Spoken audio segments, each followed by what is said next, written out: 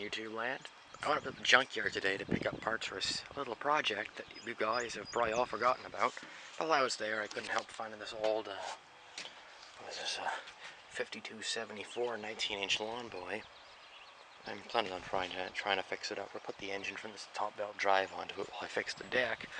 But while I was there, of course, I see the Sears weed whacker, which of course, you know, I like the design, and also I've never seen one in this color from Sears.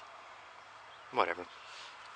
There's also this old Echo GT 160 AE, which has no spark currently. That I haven't checked the thing on it. I don't know which coil it is, or if it's the wiring or what. Then there was this SRM 210 AE, which of course I saw, and I said, hey, it was just sitting there. It turned over okay, it had a gas cap on it, and hey, it looks clean. No head on it, but that's right here.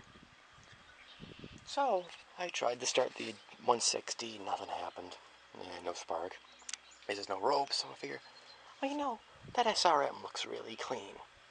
Put some gas in it, I reached down to pull the cord, and why does it have a blue Lawn Boy pull starter on it? Where the hell did that come from?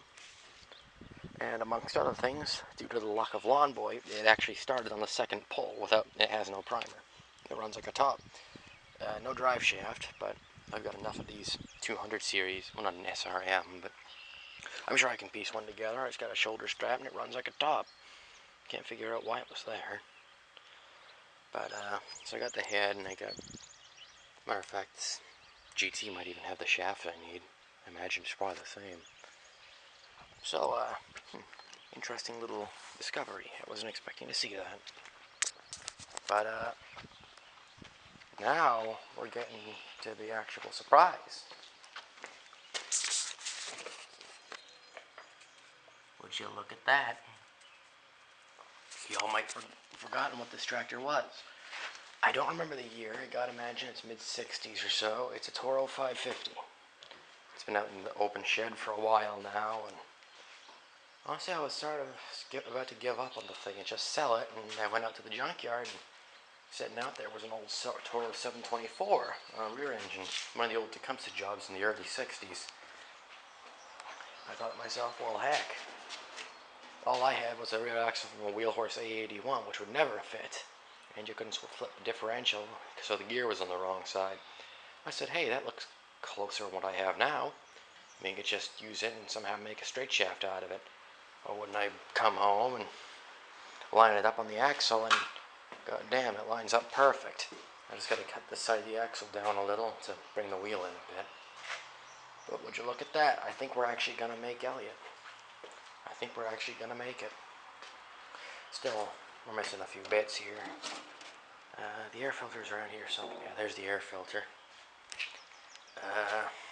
No element for the air filter, no coil. No plug, naturally, no muffler. It turns over and it has somewhat decent compression. That's about all I can tell you. I imagine I'll probably have to rebuild the carb and other little things and the muffler, but the big thing we're missing here is the shroud. Now, I don't know what type of shroud it would have taken. Actually, it's probably not that difficult.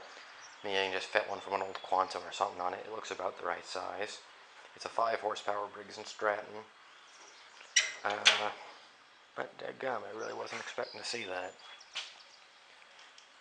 This is the tractor Bay Mechanic 1009 got from Elliott for free, which, in his natural fashion, then I don't remember what I swapped him for it, but something ridiculously more than it was worth. And, well, here it sits. I don't recall if the decals have gotten worse, or is that just the way they were? He brought it up here in the pouring rain, so that might have done it. They're very awkward decals. They're really thick or heavy or something. Yeah, it was obviously repainted at one time. It's the charging port. But, it's just the coolest little tractor. I absolutely love it.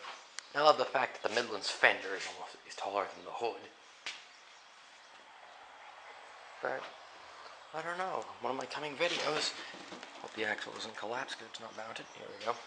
One of these coming videos, you might just see me mounted up here. That'd be pretty cool to actually drive the thing. Just a cool little tractor. I love this thing. I'm not going to shout. There it goes. Yeah. starter switch or button. I don't know what this would have had.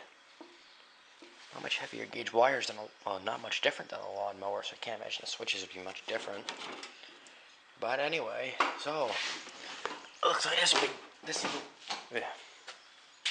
Okay.